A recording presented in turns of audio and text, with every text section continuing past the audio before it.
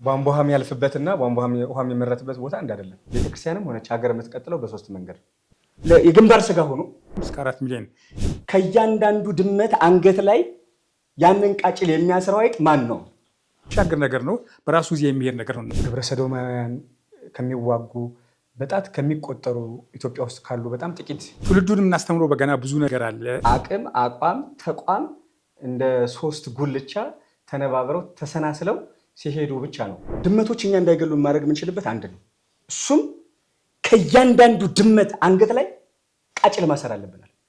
አንዱን በሃይማኖት በአንዱ ሃይማኖት ላይ ያነሳሳ፣ አንዱን ብሔር በአንዱ ብሔር አያነሳሳም። ሀገሩን ይወዳል፣ ሃይማኖቱን ይወዳል።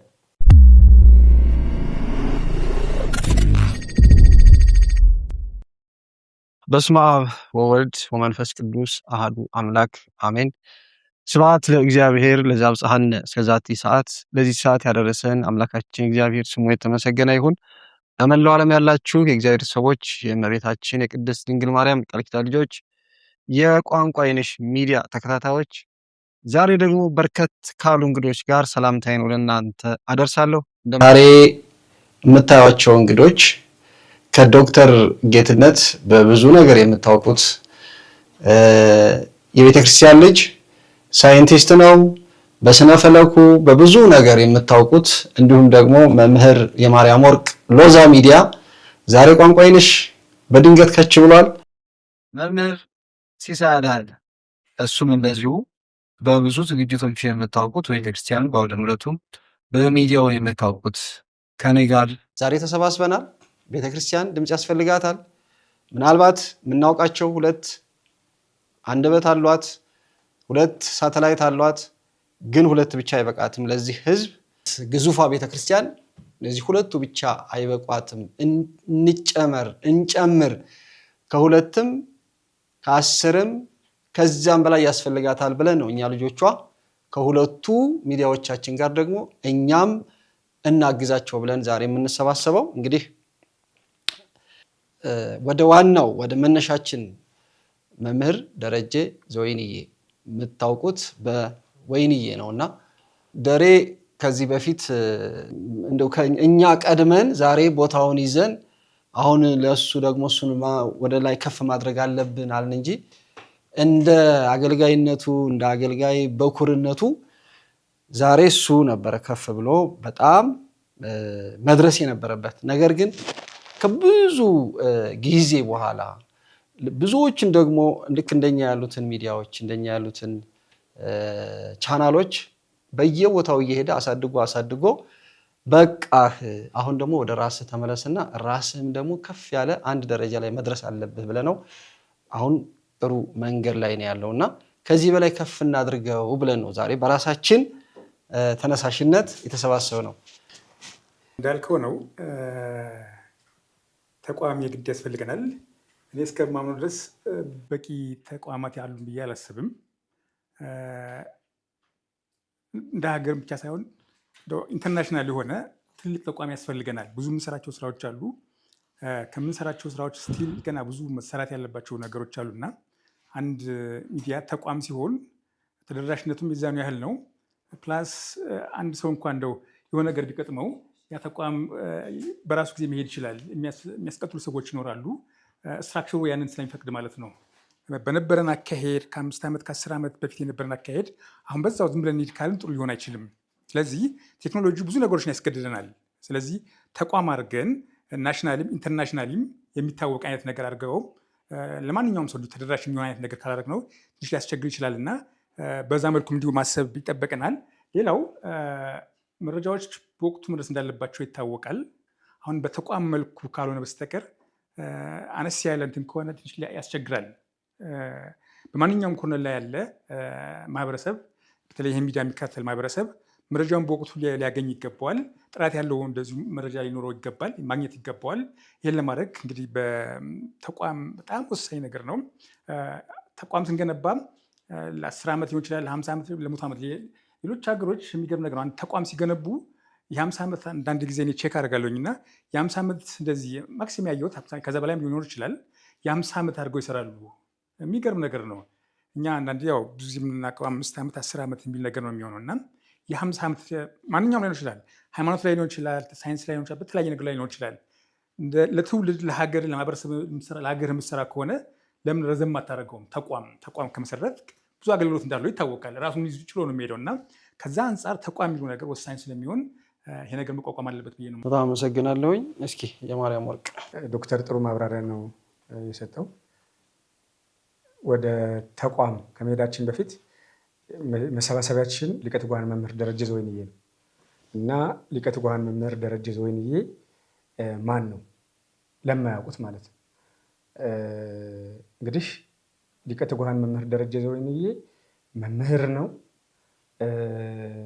በጎ አድራጊ ነው። እንደገና ስለ ኢትዮጵያ ዝም አንልም ፕሬዚዳንት ነው።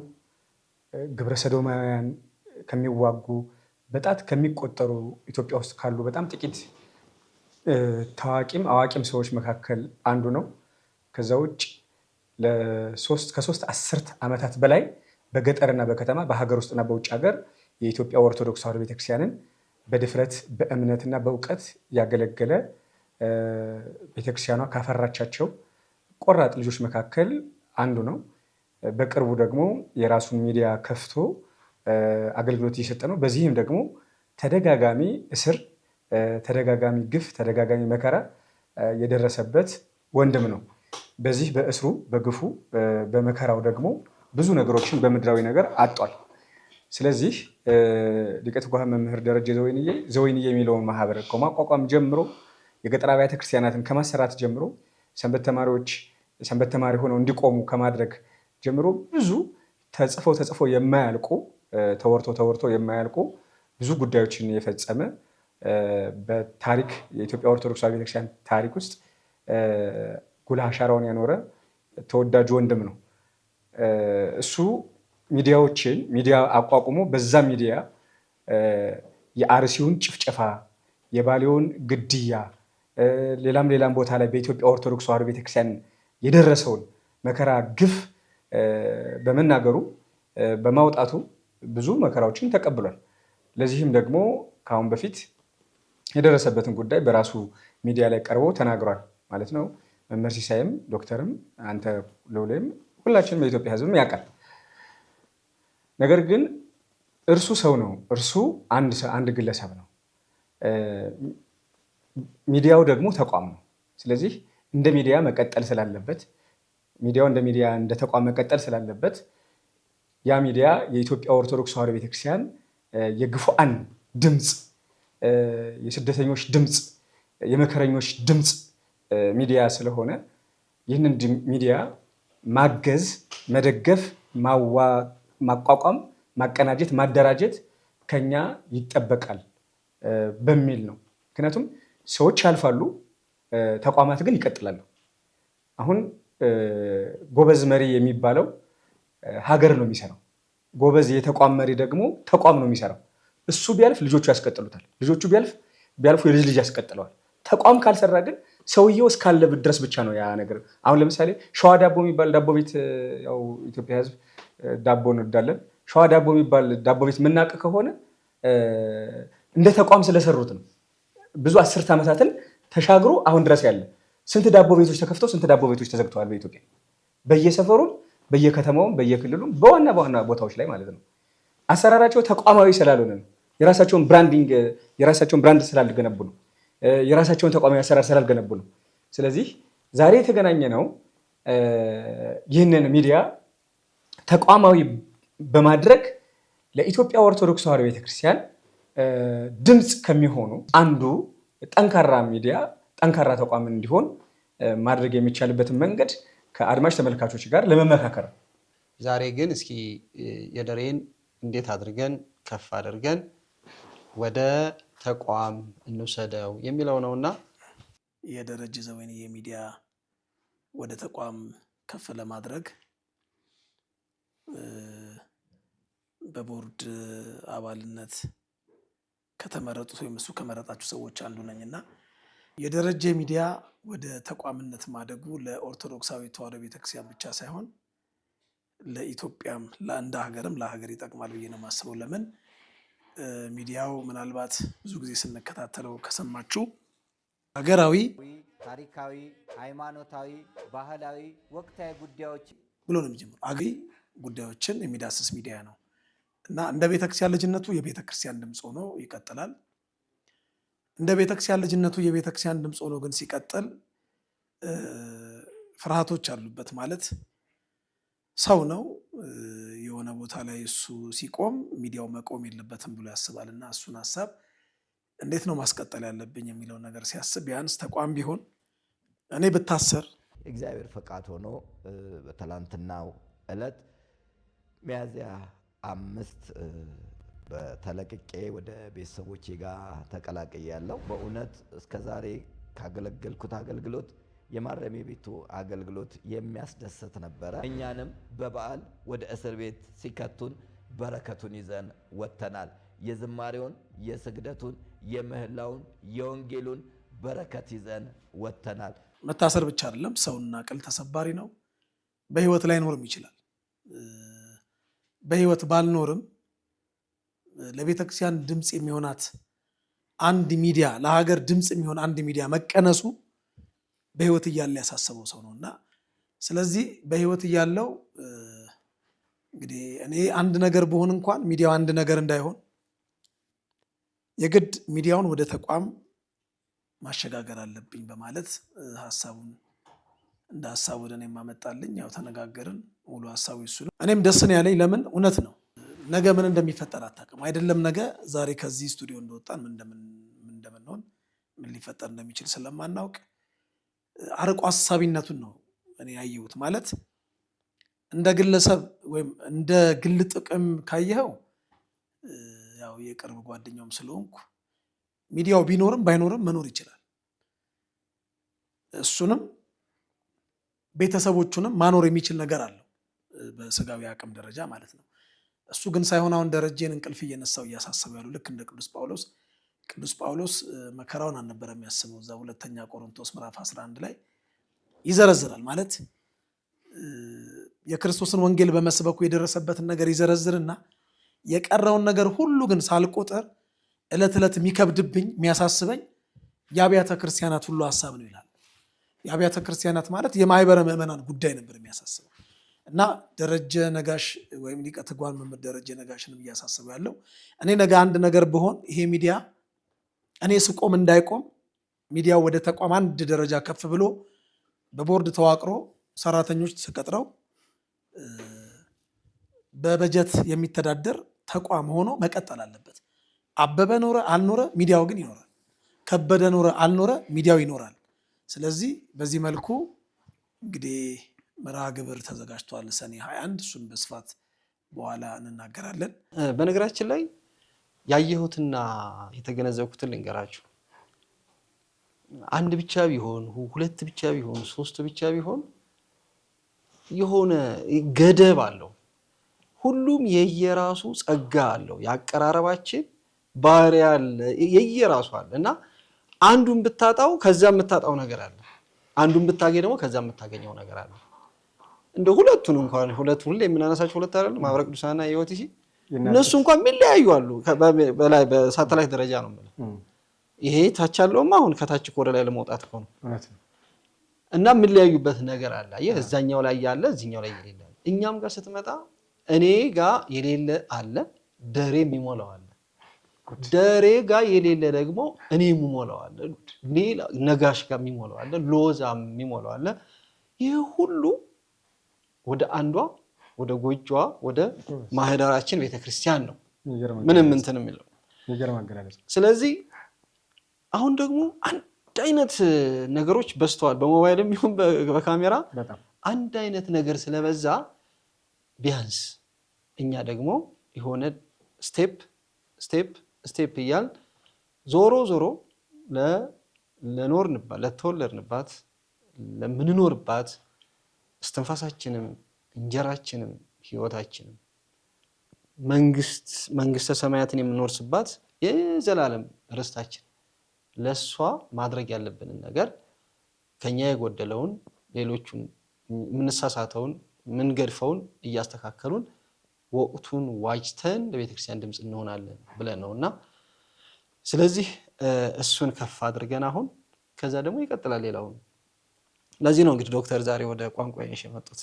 ተቋም ሲሆን ሪሊ 10 ዓመት ቅድም እንዳልኩት ነው የሚሻገር ነገር ነው፣ በራሱ ጊዜ የሚሄድ ነገር ነው እና ለዚህ ደግሞ መስራት አለብን። ስራው ኢትዮጵያ ኦርቶዶክስ ተዋሕዶ ቤተክርስቲያን እያወራን ስለ እሷ የምናወራው ገና አውርተን የጀመርነው ነገር የለም እንኳን አውርተን ልንጨርሰው ማለት ነው እና ከዛ አንጻር ነው። ሌላው ትውልዱን የምናስተምረው በገና ብዙ ነገር አለ። ለምሳሌ ጊዜ መምህርም ራሱ እኔ የማቀርባቸው ሚዲያ ላይ ልጆች ምናምን እናቀርባለን እና ሲቆይ ዘላቅርብ ልጆችን ይዤ ደግሞ ምክንያት ብዙ የምናቀርበው ነገር አለ። ልጆች ለሀገርም ሌላውም ምሳሌ የሚሆኑ ብዙ ልጆች አሉ። ምሳሌ ለአቅርብ ፈልግና አንዳንድ ያው ተቋም አለ ከዛ ጋር በተወሰነ መልኩ ከዛ ጋር ይያያዛል። ፓተርን ቢኖረው ለምሳሌ የልጆች ፕሮግራም ልንኮን እንችላለን ለብቻው እሱ መምህር ኖረም አልኖረም ትሰጣለህ ወይም ይዤ የሆነ ነገር ማድረግ እችላለሁ ማለት ነው እና የገደበን ነገር አለ ማለት ነው ተቋም አለመሆኑ። ያንም ነገር ብናስበው ጥሩ ነው። ሌላው ከሀገር ውጭ ያው እንደዚህ አይነት ነገር ስናወራ ከኢትዮጵያ ውጭ በጣም ብዙ ኢትዮጵያውያን ከሀገር ውጭ አሉ፣ በሚሊዮን የሚቆጠሩ። የሆነ ጊዜ ላይ ያለኝ ዳታ አሁን እንትን አለውም እስከ 4 ሚሊዮን ኤዥያ ውስጥ ይበዛሉ፣ አሜሪካ ውስጥ ያለ፣ አውሮፓ፣ ካናዳ፣ አፍሪካ ውስጥ የሚል ነገር ዳታው ይታወቃል። አይ ቲንክ በየሀገሩ ምን ያህል ኢትዮጵያ ኦርቶዶክስ ተዋሕዶ ቤተክርስቲያን ተከታዮች አሉ የሚለውን እንደዚህ ማወቅ አለብን። ብዙ ተከታዮች አሉና ተደራሽነቱ ብዙ መሆን አለበት። ተቋም አድርገን ስናወራ ፕላትፎርሙ የግድ መጠቀም ሊጠበቅብህ ይችላል፣ አለበለዚያ አስቸጋሪ ነው የሚሆነው። ስለዚህ ቴክኖሎጂው የተለያዩ ፕላትፎርሞችን ተጠቅሞ ጦርነት የሚከፍትብህ ከሆነ ሃይማኖቱ ላይ ሊሆን ይችላል፣ ብዙ ትውልድ በሚሊዮን የሚቆጠር ሊሆን ይችላል። እሱን እያየ እንትን የሚል ከሆነ አንተን በዛው ፕላትፎርም የተለያየ ነገር ልጠቀም ትችላለህ ከቴክኖሎጂ ውጭ። ግን ይሄኛው ደግሞ ዘመኑ የሚሄድበት አቅጣጫ ስለሆነ እሱን ለማለት በዛው ፕላትፎርም ትውልድህን ማስተማር ሊጠበቅብህ ይችላል እና ከዛ አንጻር አሁንም ስትራክቸርድ የሆነ እንትን ያስፈልገናል። ይሄኛው አንድ መታሰብ ያለበት ነገር ነው። የማርያም ወርቅ ዶክተር በድጋሚ ጥሩ አገላለጽ ነው የገለጹት። ምንድነው መሰለህ ሉሌ፣ አሁን ቋንቋዬ ትልቅ ሚዲያ ነው በኢትዮጵያ ኦርቶዶክስ ተዋሕዶ ቤተክርስቲያን። ከመንፈሳዊ ሚዲያዎች ሰብስክራይበር አንተን የሚቀድምህ አላየሁም። በመንፈሳዊ ሚዲያዎች ማለት ነው ካለ እዚህ ላይ አሁን እያወራን እዚሁ ማስተካከያ መስጠት ትችላላችሁ። በሰብስክራይበር ዝማሬ ብቻ ቢሆንም ማህቶት አለ። አሁን የእነሱ የዝማሬ ነው። ቧንቧ ውሃ የሚያልፍበትና ቧንቧ ውሃ የሚመረትበት ቦታ እንዳይደለም። ማህቶት ዝማሬ ነው የሚያቀርበው። እዚህ ፕሮግራሞች ይቀርባሉ። የሰዎች ድምፅ ይሆናል። በጣም ብዙ ሰዎች ታክመዋል እኮ እዚህ ቤት። ብዙ ሰዎች እኮ ብዙ ቤተክርስቲያን እኮ ታንጿል በዚህ ቤት። ብዙ ድሃዎች እኮ የዕለት ጉርስ የዓመት ልብስ አግኝተውበታል እኮ። አይገናኝም። መዝሙር 24 ሰዓት መክፈት አገልግሎት ነው። ራሱን ችሎ ይመሰገናል፣ ይከበራል። ይሄኛው ደግሞ የተለየ ፕላትፎርም ነው። በዚህኛው ፕላትፎርም ላይ ሰው ቁጭ ብሎ ወሬ መስማት ማለት ቀላል አይደለም። መዝሙር አንድ ጊዜ ከፍተኸው ቀኑ ሙሉ ስትሰማለህ፣ ትደጋግመዋለህ፣ ትሰማዋለህ ወስተርፍ። በነገራችን ላይ መዝሙር ቻናል ከፍተህ ሰብስክራይብ ለማሳደግ በጣም ይዚ ነው። ጥሩ ድምፅ እና ጥሩ ድምፃውያንን ጥሩ ዘማሪያንን ማምጣት ብቻ ነው የሚጠበቅበት። በእንደዚህ አይነት በደረጀ ዘወይንዬ፣ በአንተ አይነት፣ በነጋሽ አይነት፣ በሌሎች አይነት ፕላትፎርም ግን ሰብስክራይበር ማምጣት ግን በጣም በጣም በጣም በጣም ፈተና ነው። በጣም አሁን የደረጀ እኮ 50 60 70 አካባቢ ነው አይደል? 80 ገብቷል።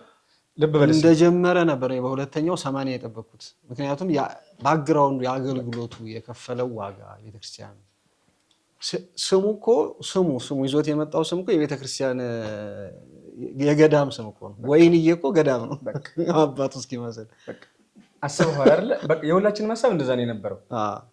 ግን ምን ያህል ወር ምን ያህል ዓመት ፈጅ አስበዋል አይደል? 80 ሺህ ለመድረስ በጣም ከባድ ነው። ለምንድን ነው ካልክ አንደኛ ፕላትፎርሙ ነው። አንደኛ የመጀመሪያ እኛ ኦርቶዶክሳውያን የመረዳዳት ባህላችን ድኩማን ነን።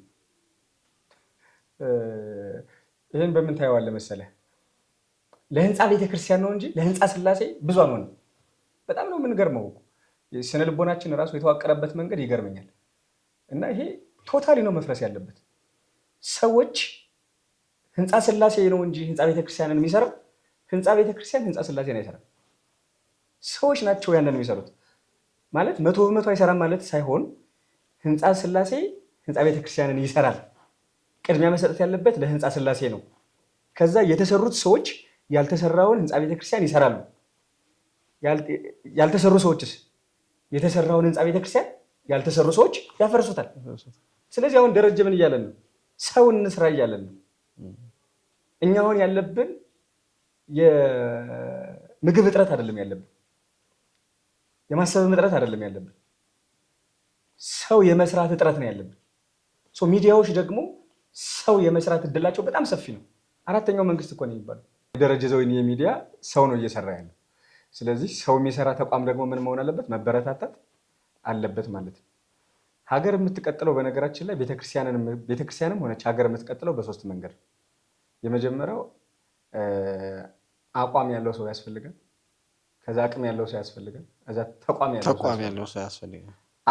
አቋም፣ ተቋም እንደ ሶስት ጉልቻ ተነባብረው ተሰናስለው ሲሄዱ ብቻ ነው ሰርቫይቭ ማድረግ የሚቻለው ማለት ነው። ተቋም ብቻ ኑሮህ ልፍስፍስ ተቋም አለ እኮ ተቋም አለን እኮ፣ ግን ልፍስፍስ ሰዎች የሚመሩት ተቋም ከሆነ ያ ተቋም ሳይሆን ተቋም ራሱ ይልፈሰፈሳል።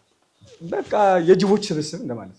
ደሬ አቅምም አለው፣ ዘመናዊ መንፈሳዊ ትምህርት ተምሯል።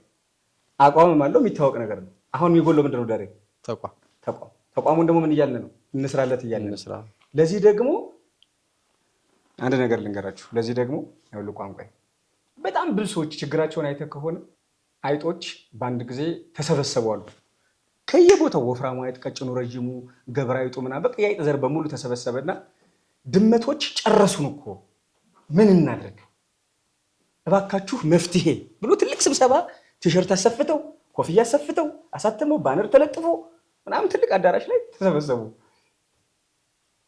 እና የተለያዩ ሀሳቦች የተለያዩ አስተያየቶች መጡ። ተናደዋል አይጦቹ። ከዛ አንደኛው አይጥ የሚገርም መላን ያመጣው ሽማግሌዎቹ አይጦች ሰብሳቢዎች ናቸው። የአይጦች ችግር ለዘመናት ከመጨፍጨፍ፣ ከመገደል፣ ከመታረድ፣ ከመሰደድ፣ በድመት ከመንገላታት ለዘላለም ሊያስቀር ለአንዴና ለመጨረሻ ጊዜ ሊያስቀር የሚችል መፍትሄው አንድ ነው አለ። እዛ ሁሉ አይጥ ዞር አለ ወደዛ አይጥ ማለት ምን አይነት የተባረከ አይጥ ነው፣ ጥሩ መፍትሄ ይዞልን መጣ። ስሙኝ አለ። እሺ ቀጥል ተባለ። ድመቶች እኛ እንዳይገሉን ማድረግ የምንችልበት አንድ ነው። እሱም ከእያንዳንዱ ድመት አንገት ላይ ቃጭል ማሰር አለብናል።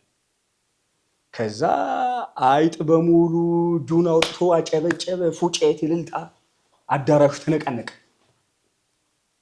ያ ስሜት ከበረደ በኋላ ያንን ሀሳብ አስተያየት የሰጠው አይጥ በግርማ ሞገስ ጎምለል ብሎ ቁጭ አለ። ከዛ የተረጋጉ አስተዋይ አንድ አዛውንት አይጥ እጃቸውን ከፍ አድርገውና መፍትሄው በጣም የሚገርም መፍትሄ ነው፣ ነገር ግን ከእያንዳንዱ ድመት አንገት ላይ ያንን ቃጭል የሚያስረው አይጥ ማን ነው? ስብሰባው ተበተነ። መናገር እኮ አይደለም። አውሮፓም አሜሪካም መካከለኛው ምስራቅም ቁጭ ብለህ ማነው የዚህ ቤተክርስቲያንን ችግር የሚታደግልን እያልክ ሎሌ ለምን አይሰራም፣ እከሌ ለምን አይሰራም፣ ከበደ ለምን አይሰራም፣ ዘለቀ ለምን አይጮህም ማለት አይደለም አይደል? ከበደ እኮ ትዳር አለው፣ ልጆች አሉት፣ ሰው ነው፣ ስጋ ለባሽ ነው አይደል እንዴ? ሲጮህልህ አይጧ አንገት ላይ ያንን ገመድ ያንን ቃጭል ልሰር ብሎ ሲጮህልህ አንተ ካልደገፍከው እንዴት ነው ሰርቫይቭ ማድረግ የሚችለው? ወሬውንማ ማንም ሰው ይናገራል እኮ። ተረትማ መቀደድማ ማንም ሰው ተረቱን ይቀደደዋል እኮ። ምሳሌ ንግግሩንማ ማንም ሰው ያመጣዋል እኮ። የመፍትሄ ሀሳቡንማ ማንም በመጽሐፍ በመጽሔት እኮ ያሾልከዋል እኮ። ነገር ግን እኮ ቃልና ተግባር እኩል ተሰናስሎ ሲሄድ ነው ውጤት ማምጣት የሚችለው ማለት ነው። ደረጀ እኮ ምልክቱ ይሄ ነው እኮ። ሀገሩን ይወዳል፣ ሃይማኖቱን ይወዳል። ሌላ ብሔር አይነካም፣ ሌላ ሃይማኖት አይነካም። ስለዚህ ይህንን ሚዲያ ማገዝ ማለት ሶስተኛ የኢትዮጵያ ኦርቶዶክስ ተዋሕዶ ቤተክርስቲያን ሚዲያ ማቋቋም ማለት እኮ ነው። ዛሬ የሰራኸው ዛሬ ያገዝከው ተቋም ነው ነገ ትልቅ የሚሆንልን። ከዛ እንደውም ቋንቋ አይነሽ እኮ ነው አስበን የነበረው አይደለም። ከአንድ ዓመት በፊት ብዙ ተሰርቶበት ነበረ ሲባል ነገ ሲባል፣ ምክንያቱም ያኔ 600 ምናምን ሺህ ሰብስክራይበር ነበረው። አሁን 700 ገብቷል። አይምሹር በአንድ ወር ውስጥ 800 ይገባል። በ2-3 ወር ውስጥ 1 ሚሊዮን ይገባል። እንደውም በዚህ ይሄን ፕሮግራም የምትመለከቱት ቋንቋዬን 1 ሚሊዮን ሰብስክራይበር አስገቡ። የእኛን እስኪ ከፍ አድርጉ።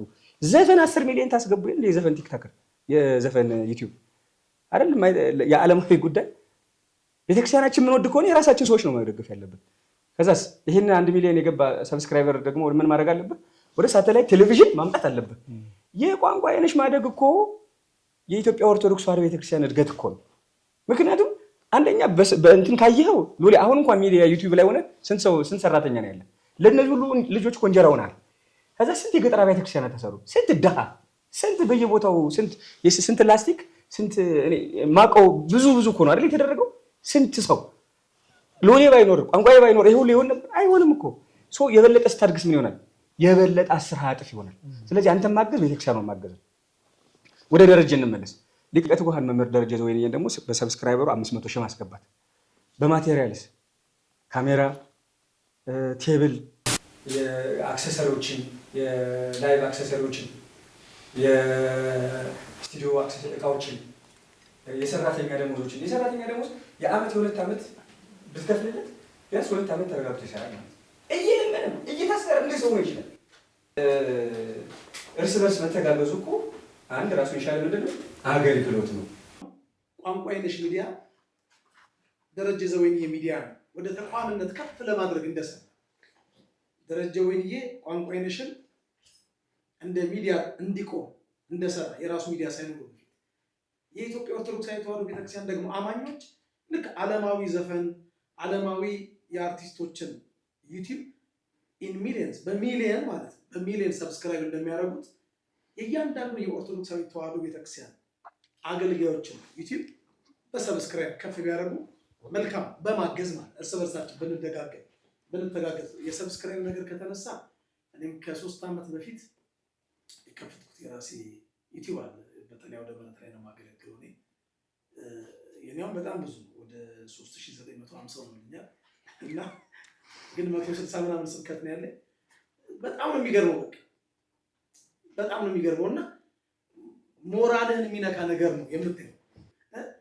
ምንድን ነው እጃችን የተያዘው እና ቅድም ይሄ ከጀርባ ያለው ድጋፍ እኛን የበለጠ እንድናገለግል ያደርገናል። እኔ ግን መጽሐፍ ቅዱሳዊ አንድ ነገር ልጨምር፣ እሱን የሚመስል ታሪክና ልጠቅልል። ሊቀ ነቢያት ሙሴ እግዚአብሔር አምላካችን ወደ እስራኤል ሕዝብ ወደ ግብፅ ሊልከው ሲል ምክንያት ማቅረብ ጀመረ። የመጀመሪያው አፌ ኮልታፋ ነው እና ማን ነው የላከ ቢሉኝ ማን እላለሁ ሲለው ያለና የሚኖረው ላከ። ስለዚህ ያለና የሚኖር ላከኝ ብለህ ተናገራል። ዘጸአት 3 ላይ ይሰፍራል እና ከዛ በኋላ አሁንም አፌ ኮልታፋ ነው ሲለው ወንድም አሮን አፍ ይሆንልሃል፣ አንተ በእግዚአብሔር ፋንታ ትሆንለታለህ። የመጨረሻው በቤተክርስቲያናችን የሚተረክ አንድ ታሪክ አለ ትርጓሜው ላይ ሙሴ ከዮቶር ልጅ ከሲፓራ የወለዳቸው ልጆች ነበሩት እና የልጆችስ ነገር አለ። የቆምክበትን ድንጋይ ፈንቅለዋል። የቆመበትን ድንጋይ ቢፈነቅለው የሚርመሰመሱ ትሎች ቀንድ አውጣዎች ነበሩ። እነዛ ቀንድ አውጣዎች የሚበሉትን እዛ ድንጋይ ስር ያሉትን ግን እነዛ ምስኪን ትናንሽ ፍጥረታትን እግዚአብሔር ደግሞ ሳር አብቅሎ ይመግባቸው ነበር። ለእነዚህ ለአንክሮ ለተዘክሮ ለተፈጠሩት ፍጥረታት የማስብ አምላክ ለአንተ ልጆች እንዴት ሲለው ያኔ ሙሴ በሙሉ ኃይሉ ወደ ግብፅ ወረደ። አሁን ቋንቋ አይነሽ ደረጀ ዘወይንዬ ለማርያም ሌሎቹ ጋሽ በዳዳ እኔም አሁን በቅርቡ እንደ እግዚአብሔር ፈቃድ ከትንሽ ጊዜ በኋላ ወደ እናንተ ጎራ ሚዲያ ለመክፈት ተፈተፍ እያልኩ ነው። ወደዛ ስንቀላቀል የሚሆነውን እያየን በዓይነ ሕሊናችን መሆን ያለበትን ነገር ሳናደርግ ወደኋላ ልጓም ሆኖ የሚይዘን ነገር አለ። ፍርሃት ከላይ ወላጆቻችን ከታች የምናሳድገው ልጆቻችን ጉዳይ እንላለን እና የግድ ስፓይናል ኮርድ የሚሆነን የጀርባ አጥንት የሚሆነን ምዕመን እንፈልጋለን። ስለዚህ እኔ ሊቀ ትጉሃን መምህር ደረጀ ነጋሽን ከ25 ዓመት በላይ ነው። እኔ ለመጀመሪያ ጊዜ ቀሚስ የለበስኩት የእሱ ቀሚስ ለብቻ ወደ ምረት ላይ ወጣሁት። ጥቁር ቀሚስ የሰጠኝ እሱ ከነ መስቀል። ብዙ ሊቃነ ጳጳሳት ባሉበት የጠቅላይ ቤተ ክህነት አዳራሽ ላይ በእኔ አምኖ በእኔ በቃ ጽኑ እምነት ስለነበረው እንድሰብክ መድረክ የሚሰጠኝ እሱ። እኔ በጣም ባለውለታዬ ለሁሉም ሰው አገልጋይ ሲያገባ እንትን ሲያስመርቅ ምን ሲል እና በቁም እያለን ለዛ ጉዳይ ላይ ወንድሜ ጓደኛዬ አገልጋይ በሚፈለገው ቦታ ላይ ካልቆም የሆነ ማይቀር አለ አይደል? ማይቀር ሞት አይደል? በሆነ ነገር ሞት ሲመጣ ሪፕ ብንል ዋጋ የለውም እና ዛሬ እንኳን ተለያይተን አንድ ሆነን አልቻልነውም። ያለው ነገር ሁሉ ከባድ ሆኗል። ስለዚህ ውዴታ ሳይሆን ግዴታ ነው አንድ መሆናችን። ትንሽ አንዳንድ ሰዎች ውስጣቸውን የሚታገላቸው ነገር አለ። ዩቲዩብ ሲባል ያው ክፍያ የሚባለው ነገር ስላለ የሚከፈለውን እንጂ እኛ የምንከፍለውን አያዩትም። እኔ አሁን ለምሳሌ መደበኛ ከኔ ጋር የሚሰሩ ባለሙያዎች አሁን አንድ ሰው ቀንሻለሁ። ምክንያቱም የማይሞላ ነገር ምንድን ነው ብትሉኝ ሁላችሁ ታውቁታላችሁ። ፕሮዳክሽን እቃ ነው። አንዱ ሳይሟላ አንዱ ያረጃል። ዞረ ስትመለስ ሰማይ ነክቶ ታገኘዋለህ። ከአንድ ወር በኋላ አሁን ያለሁበት ኪራይ ጨምሯል። አሁን ያለሁበት ይሄ ማለት ነው እና ወደ ተቋም ከፍ እናድርገው ምናምን ያልነው አንዱ ደግሞ ምልክት ምንድን ነው? ደሬ እንዳወራ ነው በዚሁ በቤተክርስቲያኑ ጉዳይ በሀገሩ ጉዳይ አያስችለውም፣ ይናገራል። እንዲህ ቢሆን ብሎ አይፈራም እና ታስሮ ሲወጣ እሱ ስለሌለ ሲመጣ እንደገና ሀ ብሎ ነው የጀመረው። ምክንያቱም እሱ እስካለ ድረስ ነበረ ነገሮች የሚሄዱት። ድምፁም ሲታሰር አብሮ ታሰረ፣ ድምፁም ታሰረ፣ ነገሮችም ሁሉ ታሰሩ። ሲወጣ እንደገና ከዜሮ ጀምሮ እንደገና ወደፊት መሄድ ጀመረ። እንደተባለውስ የሆነ ነገር መዋቅር ቢኖር እሱ የፈለገበት ቢሆን ይቀጥላል ማለት ነው። አያምጣውና እኔም ጋር እንደዚህ ነው። ቢያመኝ አሁን ብዙ ጊዜ እኔ 2 ወር 3 ወር ያስተኛኛል። ያው ሁሉ ጊዜ አመመኝ ብሎ መጽሐፉ መናገሩ ጥሩ አይደለም። እንደውም እግዚአብሔር የተመሰገነ ይሁን ዘመኑ ጥሩ ሆኖ አሁን ብተኛም የሚሰራው ነገር ስላለ ከሳምንት ከአንድ ወር በፊት የተቀረጸ ስላለ ይለቀቃል ያለው ነው የሚመስለው እና እንዲህ አይነት ነገሮች አሉ። ያንን ነገር ውስጣችን ያለውንም ነገር ይረዱት። ጥሩ እኮ ነው። አሁን እኛ ቢከፈል ብናገኝ መልሰን ለማን ነው የምናደርገው? ለማን እኔ ሰው ተሰብስቦ አሳከመኛል። በዚህ አሁን በመጣው አንዲት ልጅ 4.5 ሚሊዮን ሰብስቤ በቋንቋ የነሽ ታክማለች። እንደው ያው የራሴን ስለሚመለከት በሕክምና ዙሪያ ስለሚመለከት ብዙ የተዘጉ ቤተክርስቲያናት የኖርንባት ናት ያደግንባት ቤተክርስቲያን ስትታነጽልን ደስ ይላል። ያን ጊዜ እቺ መጨረሻ ልበልና ምንድነው ያልኩት? አሞኝ ሆስፒታል ባለው ሰዓት ልክ ሞት ጋር ግብግብ ገጥሜ እየሸሸሁት አይኔ ስል እሳት እየታየ በዚህም ሲሸፈንም እሳቱ አለ እና በቃ አልሞትም ትሞታለህ የሚል ግብግብ። መጨረሻ ግን መዳኔን ሳውቅ እንደተረፍኩ ሳውቅ እግዚአብሔር ሆይ እንደው ከዚህ በኋላ የሰራሁትን ኃጢአት ሰርቼ የማላውቀውን ኃጢአት እንዳልሰራ ጠብቀኝ። እንግዲህ ከሰጠኸኝ እድሜ ከሰጠኸኝ የሁሉ ህዝብ አልቅሶ የሁሉ ህዝብ ብሩን ሰጥቶ እንባውን ሰጥቶ ካተረፍከኝ ሰርቼ የማላውቀውን ጽድቅ አሰራኝ እንጂ ሰርቼ የማላውቀውን ኃጢአት እንዳልሰራ ጠብቀኝ አልኩት። እግዚአብሔር ይመስገን ሰርቼ የማላውቀውን መልካም ነገር አሁን በዚህ አሁን ባለው ጉዳይ በምንድነው ይሄንን የኢትዮጵያን ህዝብ ምክሰው እያልኩ ነበርና እግዚአብሔር ይመስገን ባለው በተሰጠን ነገር እየሰራን ነውና ብንተጋገዝ መልካምነታችን ፖዚቲቭነታችን ያለው ነገር ይሄ ሌላውን ትተን ብንቆም ብዙ ስራ ብዙ ታሪክ እንሰራለን ለማለት ያክል ነው። ሰኔ 21 ምን ነበረ? ደረጀ ዞይንዬ የዳብሽን ተቋም እንቀይርበት ወደ ተቋም ከፍ የምናደርግበት አረለሲስ ለቤተክርስቲያን ለቆሙ ሚዲያ እንቁምለት በሚል መርህ ሰኔ 21 አንድ የደረጀ ነጋሽ ዞይንዬ ሚዲያን ወደ ተቋም ለማሸጋገር በይሁዳ አቢሲኒያ ሳሌተ ምሕረት ፊት ለፊት ባለው አዳራሽ የምሳ መርሃ ግብር ተዘጋጅቷል። የቅዱስ ጳውሎስ መልእክት ወደ ሮሜ ሰዎች ምዕራፍ 12 ቁጥር 9 ተጠቅሷል። ከመልካም ነገር ጋር ተባበሩ። ከአንድ ወር በኋላ ደረጀን ከ100,000 በላይ እናየዋለን። ቁጥር አንጠራም፣ ነገር ግን ከ100,000 በታች ግን አናየው። ስንከፍተው ከ100,000 በላይ 200 ሊሆን ይችላል፣ 300 ሊሆን ይችላል፣ 1 ሚሊዮንም ሊሆን ይችላል። ይሄን መርሃ ግብር እንግዲህ ደረጃ አብሮ ያየዋል ማለት ነው። በኋላ እናመሰግናለን።